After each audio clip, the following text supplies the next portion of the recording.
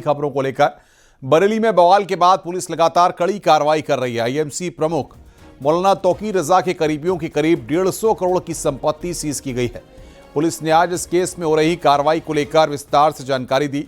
Police ने बताया कि कई अज्ञात लोगों पर केस दर्ज किया गया है। जिन अभियुक्तों की गिरफ्तारी हुई है उनसे पूछताछ की जा रही है। डॉक्टर नफीस के नाम के शख्स की गिरफ्तारी के लिए पुलिस लगातार दबिश दे रही है। उपद्रवियों की ओर से लगातार वीडियो भी प्रसारित किए जा रहे थे। पुलिस ने बताया कि कुल 10 मुकदमे दर्ज हुए हैं और अब तक 55 अभियुक्तों की गिरफ्तारी हुई है। पुलिस के मुताबिक जो भी विधिक कार्रवाई होगी वो की जाएगी। उपद्रव के लिए बाहर से भी लोगों को बुलाए गए या नहीं, इस एंगल पर भी जांच की जा रही है। पुलिस ने बताया कि अगर जरूरत पड़ी तो दूसरे जिलों की पुलिस से भी मदद ली जाएगी।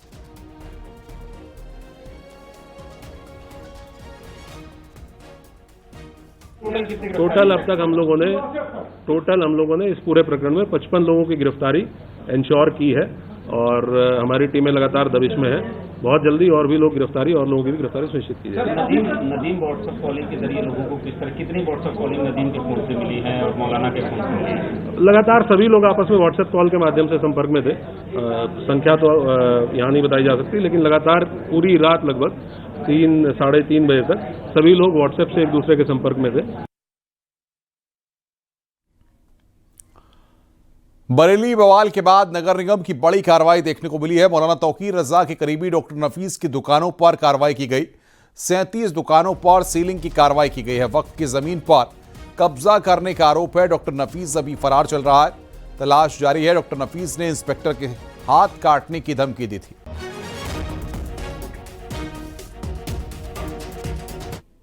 जुमा की नमाज के बाद बिगड़े माहौल के बाद अब जिला प्रशासन ने अपनी कार्रवाई शुरू कर दी है। 10 मुकदमे दर्ज हुए हैं, जिसमें तौकीर रजा को 7 मुकदमे में वांछित किया गया है। जिला प्रशासन ने कड़ी कार्रवाई करते हुए जो मौलाना तौकीर रजा के करीबी हैं उनकी संपत्तियों को भी सील करना शुरू कर दिया है। हमारे साथ वो तमाम इस वक्त मौके पर तमाम अधिकारी हैं, हम समझने की कोशिश कर लेते हैं। नगर निगम के अधिकारी संपत्ति को सीज कर रहे हैं। सर, कितनी संपत्तियों को सीज कर रहे हैं? सर लाइव है सर, ये वो नगर निगम के अधिकारी हैं। सर, कितनी संपत्तियों को सीज किया जा रहा है? सर अभी वो बताएंगे, अभी जब ये लिस्ट बनेगी उसके बताएंगे। तो ये वो अधिकारी हैं जो नगर निगम की संपत्तियों को सीज करने के लिए आए हुए हैं और जो बताया जा रहा है कि मौलाना तौकीर रजा के करीबी जो भी लोग हैं उनकी संपत्तियों की जांच पड़ताल की जा रही है। जितने भी करीबी हैं, करीब 80 के आसपास ऐसे लोग पाए गए हैं जो मौलाना तौकीर रजा के बेहद करीबी लोग हैं। प्रदेश के ऊर्जा मंत्री सोमेन तोमर मुजफ्फरनगर पहुंचे। आई लव मोहम्मद पोस्टर विवाद पर उन्होंने कहा कि कट्टरता और माहौल बिगाड़ने की कोशिश करने वालों पर सख्त एक्शन होगा।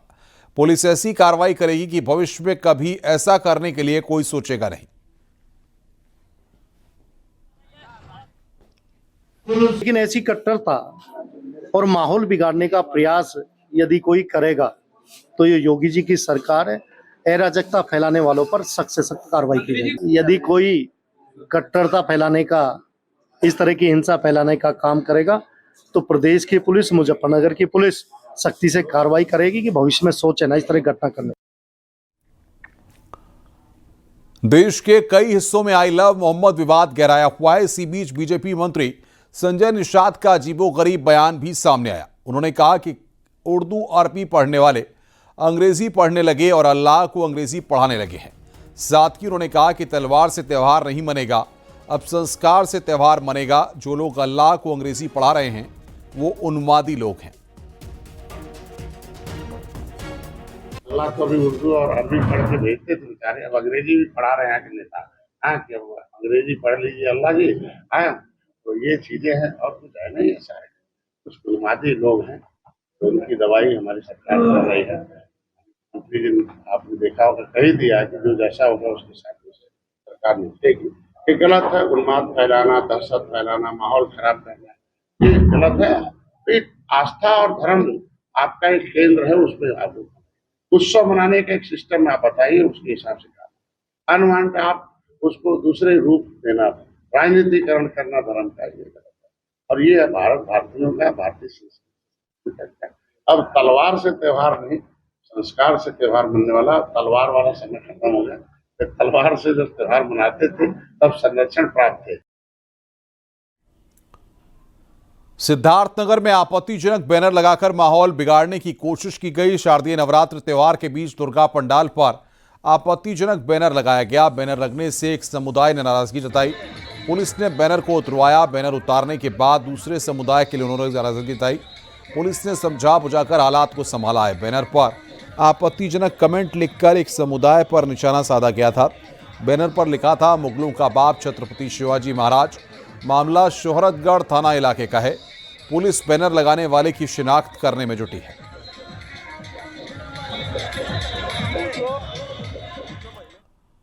हापुड़ से सनसनीखेज मामला सामने आया। यहां एक बेटे ने बीमा के पैसों के लिए रिश्तों को ही शर्मसार कर दिया। आरोप है कि बेटे ने बीमा के करोड़ों रुपए के लिए अपने मां पिता की मौत की साजिश रची और फिर मौत को दुर्घटना बता दिया। इसी बीच आरोपी की पत्नी की भी हादसे में मौत हो गई, जिसके बीमा के रुपए आरोपी को मिले। फिलहाल पुलिस ने आरोपी बेटे और उसके सहयोगी को गिरफ्तार कर लिया और मामले की जांच में जुटी है।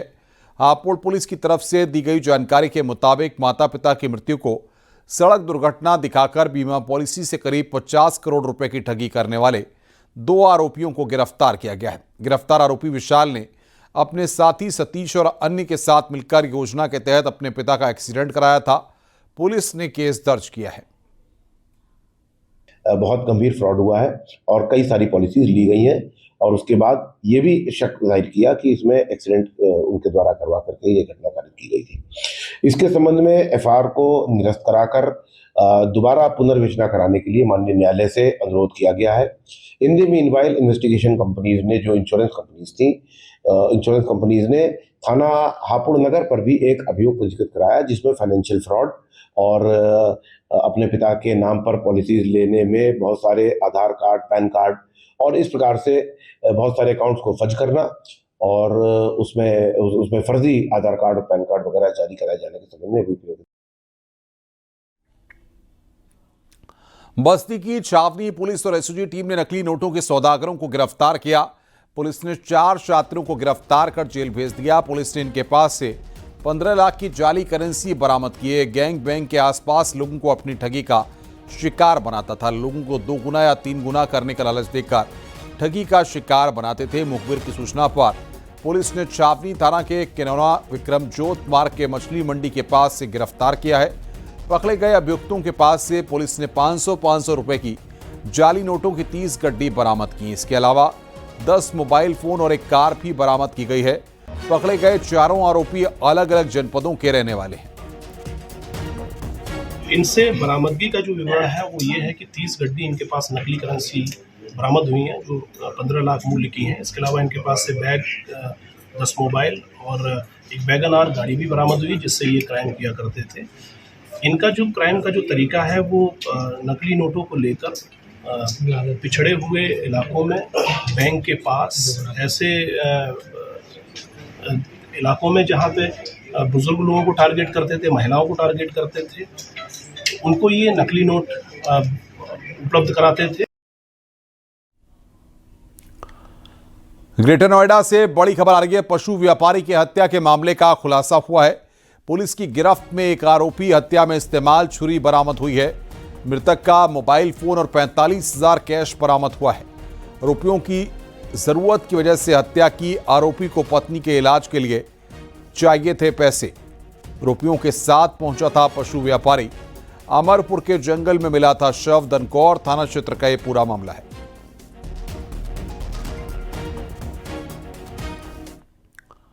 आगरा पुलिस ने देह व्यापार की सूचना पर एक गेस्ट हाउस में छापा मारा और मौके से 6 लोगों को गिरफ्तार किया। मौके से पुलिस ने एक नाबालिग लड़की का रेस्क्यू किया। सूचना मिलने पर थाना ताजगंज पुलिस ने paying Shyam ji guest house में रेड मारी। यहां पर एक नाबालिग से जबरन देह व्यापार करवाया जा रहा था। गेस्ट हाउस में आने वाले लोगों की रजिस्टर में कोई एंट्री नहीं मिली। साथ ही कई लड़कियों के रिकॉर्ड भी गायब मिले। छापेमारी के दौरान पुलिस को लगभग 77,000 कैश और कुछ आपत्तिजनक सामग्री भी बरामद हुई। गिरफ्तार आरोपियों में बाप और 2 बेटे भी शामिल हैं। वेश्यावृत्ति में संलिप्त 6 लोगों को गिरफ्तार किया है और एक नाबालिग युवती को भी अभिरक्षा में लिया है। ये Shyam ji paying guest hall है, यहाँ पे ये सूचना प्राप्त हुई थी। इस क्रम में वहाँ पुलिस ने दबिश दी और वहाँ से 6 लोग गिरफ्तार किए थे। मनोज, विनोद, जगदीश, अतुल, पंकज और अनवर। इसमें ये लोग जैसे अनवर फिरोजाबाद के रहने वाले हैं, बाकी न्यू आगरा और डौकी के रहने वाले हैं। और इसमें जो मुकदमा पंजीकृत कर लिया गया है इसमें 653/25 धारा 99 BNS और धारा 3/4/5/6/7 अनैतिक देह व्यापार अधिनियम का जो है वो धाराएं लगाई गई हैं। आगरा में पुलिस ने 23 साल के बाद एक ऐसे अपराधी को गिरफ्तार किया जिस पर पहले 500 रुपए का इनाम रखा गया था, फिर समय के साथ साथ इनाम 50,000 रुपए किया गया। गिरफ्तार आरोपी निर्भय गुर्जर गैंग का शातिर सदस्य था और अपहरण मामले में पिछले 23 साल से फरार था। बता दें कि सितंबर 2002 में पिडौरा के रहने वाले हरिओम उर्फ कल्ला का अपहरण हुआ था। यह अपहरण की जिम्मेदारी गुर्जर निर्भय गैंग ने ली थी और हरिओम को छोड़ने की एवज में उसके परिवार से 11 लाख की फिरौती मांगी गई थी। इसके बाद परिवार के लोगों ने पुलिस में शिकायत दर्ज कराई थी। तब पुलिस ने इस मामले का खुलासा करते हुए 4 आरोपियों को गिरफ्तार कर जेल भेज दिया था, जबकि एक आरोपी बबलू टाइगर उर्फ जितेंद्र कुमार फरार था। इस अपहरण कांड के बाद आरोपी अलग अलग राज्यों में नाम और भेष बदल कर रह रहा था। कभी ट्रक चलाता तो कभी मजदूरी करने लगा। बबलू आगरा के थाना डौकी क्षेत्र में 23 साल के बाद फिर से एक दुग्ध व्यापारी का अपहरण करने की फिराक में था। इसके बाद पुलिस को सूचना हुई तो पुलिस ने जाल बिछाते हुए आरोपी को गिरफ्तार किया। पुलिस निरंतरता से इसको ट्रेस करने का प्रयास कर रही थी। पिछले 20 सालों से लगातार पुलिस की अलग अलग टीमें इसको ट्रेस करने का प्रयास कर रही थी। डौकी पुलिस ने इसमें कामयाबी दिखाते हुए इस अपराधी को 23 साल के बाद गिरफ्तार किया है। ये कुछ और बड़ा कारनामा करने के अंजाम में था, इरादे से था और इसकी गिरफ्तारी हुई है। इसके पास से एक तमंचा बरामद हुआ है, कारतूस बरामद हुआ है। बहराइच में एक भेड़िए का शव मिला है। शव को पोस्टमार्टम के लिए भेजा गया है।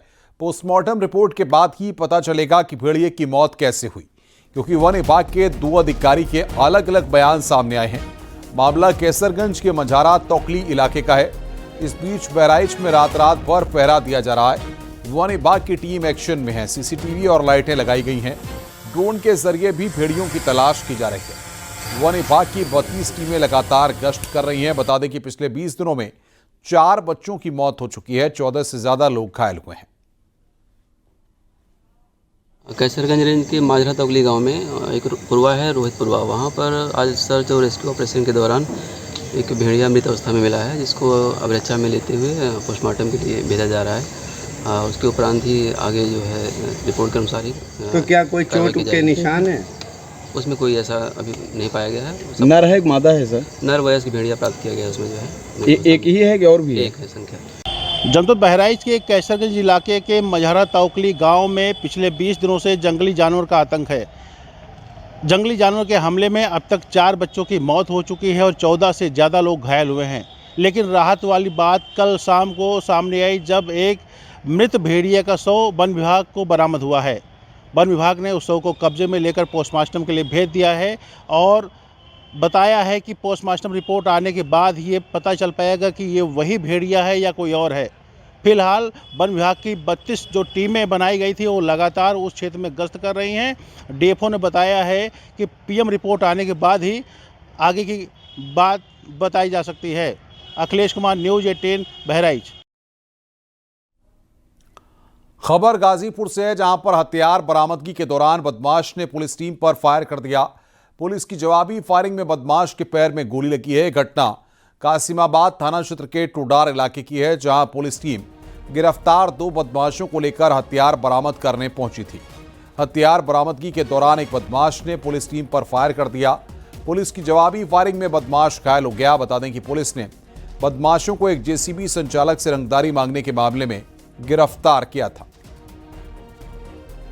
समुचित धाराओं में अभियोग पंजीकृत किया गया। उसके बाद नामजद अभियुक्त दिव्यांशु जलाजी तथा बादल यादव गिरफ्तारी की गई। बादल यादव की निशानदेही पर जो डराने धमकाने के लिए प्रयोग किए गए तमंचे की बरामदगी के दौरान बादल यादव द्वारा पुलिस की टीम को धक्का मारते हुए जहां इससे तमंचा छुपा रखा था वहां से तमंचा निकालकर पुलिस टीम पर फायर कर दिए। आत्मरक्षा पुलिस टीम द्वारा भी प्रत्युत्तर में फायर किया गया। जो गोली इसके पैर में लगी है, तत्काल इसको इलाज के लिए सीएससी कासिमाबाद भेजा गया। मुख्यमंत्री योगी आदित्यनाथ ने आदिशक्ति मां भगवती की प्रतिनिधि स्वरूपा बुढ़िया माई के दरबार में हाजिरी लगाई। कुसमी जंगल स्थित बुढ़िया माई के मंदिर में उन्होंने विधिवत दर्शन पूजन किया और मैया से प्रदेशवासियों के कल्याण और मंगलमय जीवन की प्रार्थना की। बुढ़िया माई मंदिर में दर्शन पूजन करने के बाद मुख्यमंत्री योगी आदित्यनाथ ने मंदिर परिसर में परिजनों के साथ माता का दर्शन करने आए बाल श्रद्धालुओं से भी मुलाकात की। उन्होंने बच्चों से आत्मीयता से बातचीत की और दुलार कर उन्हें चॉकलेट दी।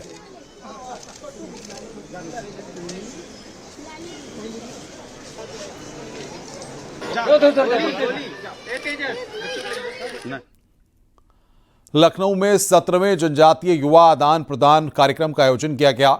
इसके तहत मुख्यमंत्री योगी आदित्यनाथ ने मध्य प्रदेश, झारखंड, महाराष्ट्र, छत्तीसगढ़ और उड़ीसा के प्रतिभागियों से संवाद किया। इस मौके पर सीएम योगी ने कुछ प्रतिभागियों को सम्मानित भी किया।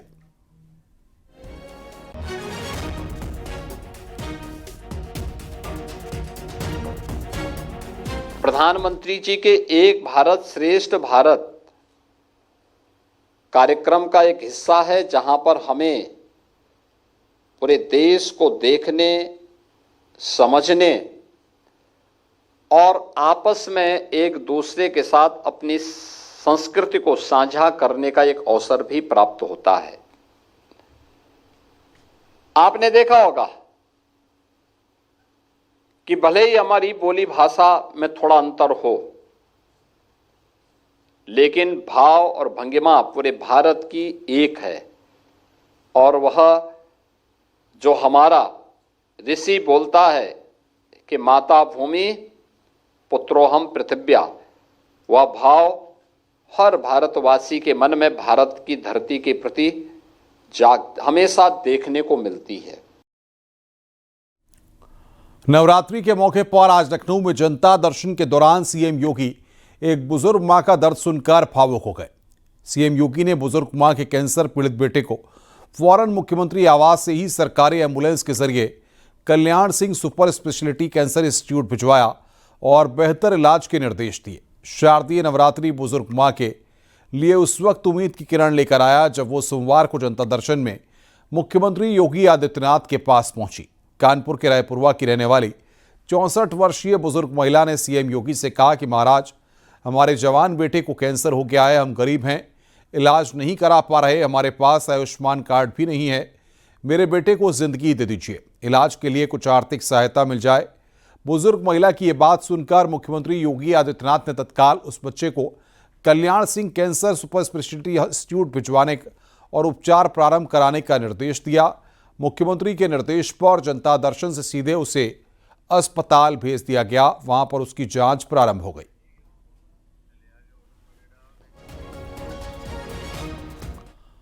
उत्तर प्रदेश में बीजेपी आत्मनिर्भर स्वदेशी अभियान शुरू करने जा रही है। बीजेपी प्रदेश अध्यक्ष भूपेंद्र चौधरी ने प्रेस कॉन्फ्रेंस कर कहा कि अटल जी की जयंती तक आत्मनिर्भर स्वदेशी अभियान शुरू किया है। बीजेपी कार्यकर्ता घर घर जाकर स्वदेशी अपनाने की अपील करेंगे। आत्मनिर्भर अभियान चलाने जा रहे हैं, जो 25 सितंबर से और 25 दिसंबर तक चलेगा। इस अभियान का लक्ष्य और इस अभियान की जो प्रेरणा है, जैसा कि सब लोग जानते हैं, हमारा लक्ष्य है 2047 तक भारत को विकसित राष्ट्र बनाने के लिए आत्मनिर्भर भारत को मजबूत करना, उसके मार्ग को मजबूत करना, क्योंकि जिसके मूल में स्वदेशी है।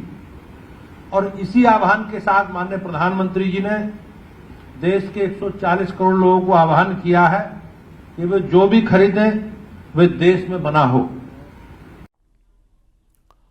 आगे बढ़ते हैं। आजम खान ने शाहिद सिद्दीकी के आरोपों को खारिज कर दिया है। आजम खान ने कहा कि शाहिद सिद्दीकी शायद समझ नहीं पाए, जेल में मुख्तार को जहर देने की खबर सुनी थी, उसके बाद मैं खुद भी सचेत हो गया था, जेल के खाने से बचता था। शाहिद सिद्दीकी ने स्लो पॉइजनिंग की बात कही थी। नहीं, शायद उनके कुछ समझने में गलती हुई। उनके इखलास में कोई कमी नहीं है, बहुत अच्छे इंसान हैं, अपने वालिद मरहूम से विरासत संभाले बैठे हैं। मैंने अपने बारे में इस तरह नहीं कहा था, वो कहीं मिसअंडरस्टैंडिंग हुई। मैंने ये बताया कि जब टीवी पर और अखबारों में मुख्तार अंसारी साहब के इंतकाल की खबर आई और ये भी खबर चली कि कहीं ऐसा हुआ कि उनको स्लो पॉइजनिंग की गई, तो उस खबर से मुझ पर ये असर हुआ कि मैं खुद बहुत मोहतात हो गया, खाने पीने के मामले में खुद बहुत मोहतात हो गया, ताकि कहीं ऐसी कोई बात मेरे साथ ना हो जाए। ये बात थी, वो उस तरह नहीं थी, कहीं समझने या समझाने का थोड़ा। पूर्व केंद्रीय मंत्री और अमेठी की पूर्व सांसद स्मृति ईरानी आज भक्तिमय माहौल में अमेठी पहुंची। उन्होंने नवरात्रि के 7वें दिन मां कालीकंठ धाम पहुंचकर दर्शन पूजन किया। मंदिर पहुंचने पर बीजेपी कार्यकर्ताओं ने पूर्व मंत्री का भव्य स्वागत किया। इससे पहले इन्होना में बीजेपी कार्यकर्ताओं ने पूर्व सांसद स्मृति ईरानी का जोरदार स्वागत किया और स्मृति ईरानी ने शक्तिपीठ अवरोहा भवानी पहुंचकर दर्शन पूजन किया। अमेठी के मुंशीगंज चौराहे पर स्मृति ईरानी ने काफिला रोककर मां दुर्गा के पंडाल पहुंचकर आशीर्वाद लिया। उद्योग व्यापार प्रतिनिधि मंडल की महिला मोर्चा की महिलाओं ने उनका स्वागत किया। महिलाओं के हाथों में तख्ती बैनर ली हुई थी, जिन पर लिखा हुआ था दीदी बिना अमेठी सुना।